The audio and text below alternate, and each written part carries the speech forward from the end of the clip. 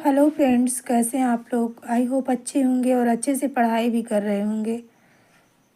Friends, कारक में सप्तमी विभक्ति तक हम लोगों ने पढ़ लिया और जो षष्ठी विभक्ति बचा हुआ है, जैसा कि बाबूराम सक्सेना कृत संस्कृत व्याकरण प्रवेशिका में दिया गया है, पहले पंचमी तक, उसके बाद सप्तमी विभक्ति, फिर उसके बाद षष्ठी विभक्ति दिया गया है। तो उसी क्रमानुसार हम लोग अध्ययन करते हुए चलेंगे। तो आज षष्ठी विभक्ति को देखते हैं। फ्रेंड्स, अगर चैनल पर नए हैं तो चैनल को सब्सक्राइब कर लीजिए। चलिए देखते हैं। पहला सूत्र है षष्ठी विभक्ति का षष्ठी से। इस सूत्र का अर्थ यह है कि जो बात और विभक्तियों से नहीं बतलाई जा सकती, उनको बतलाने के लिए षष्ठी होती है। वे बातें संबंध विशेष हैं, जहाँ स्वामी तथा भृत्य यानी सेवक, जन्य तथा जनक, कार्य तथा कारण इत्यादि संबंध दिखाए जाते हैं, वहाँ षष्ठी होती है। मतलब कि जो भी जितने भी कारक हैं, उनसे जो बचा हुआ है, जहाँ पे मतलब कोई जो है,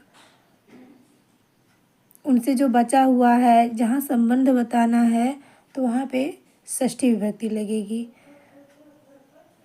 जैसे राज्ञा पुरुषः, राजा का पुरुष, तो यहाँ पे संबंध है कि किसका पुरुष, तो राजा का पुरुष।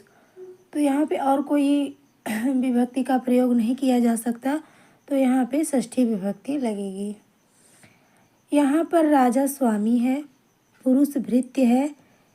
इस स्वामी तथा भृत्य का संबंध दिखाने के लिए राज्ञा में षष्ठी हुई है। यानी कि षष्ठी से जो भी कारक के अतिरिक्त बच गया है, वो किस में रखा जाएगा, षष्ठी में। षष्ठी से का यही मतलब हुआ। यहाँ पर राजा स्वामी है, पुरुष भृत्य है। इस स्वामी तथा भृत्य का संबंध दिखाने के लिए राज्ञा में षष्ठी हुई है। अब है अगला, बालकस्य माता, बालक की माँ। यहाँ पे भी संबंध है कि किसकी माँ, तो बालक की माँ। यहाँ पर बालक जन्य अर्थात पैदा होने वाला है और माता जननी अर्थात पैदा करने वाली है, एवं इसमें जन्य जनक संबंध है और इसी को दिखलाने के लिए बालकस्य में षष्ठी हुई है। अब आगे है, मृत्तिकायाः घटः, मिट्टी का घड़ा। यहाँ पर मिट्टी कारण है और घड़ा कार्य है, एवं इसमें कार्य कारण संबंध है और इसी को दिखाने के लिए मृत्तिकायाः में षष्ठी हुई है। अब अगला सूत्र है षष्ठी हेतु प्रयोगे। जब हेतु शब्द का प्रयोग होता है, जहाँ पर भी हेतु शब्द आएगा, वहाँ पे षष्ठी विभक्ति लगेगी। षष्ठी हेतु प्रयोगे। जब हेतु शब्द का प्रयोग होता है तो जो शब्द कारण या प्रयोजन रहता है, वह और हेतु शब्द दोनों षष्ठी में रखे जाते हैं।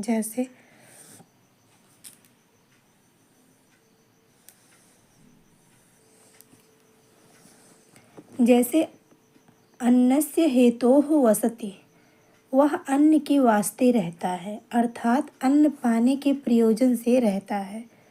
तो इसीलिए अन्नस्य में षष्ठी विभक्ति प्रयुक्त हुआ है हेतु के योग में। यहाँ रहने का कारण या प्रयोजन अन्न है, इसलिए अन्नस्य और हेतोः दोनों में षष्ठी हुई है। हाँ, यहाँ पे देखिए हेतोः में भी षष्ठी लगी है।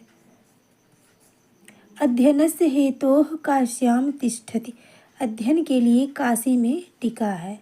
यहाँ पर टिकने का प्रयोजन या कारण अध्ययन है, इसलिए अध्ययनस्य और हेतोः दोनों में षष्ठी हुई है। अब अगला है, तो फ्रेंड्स इस सूत्र को हम लोग कल देखेंगे। तब तक के लिए नमः संस्कृत।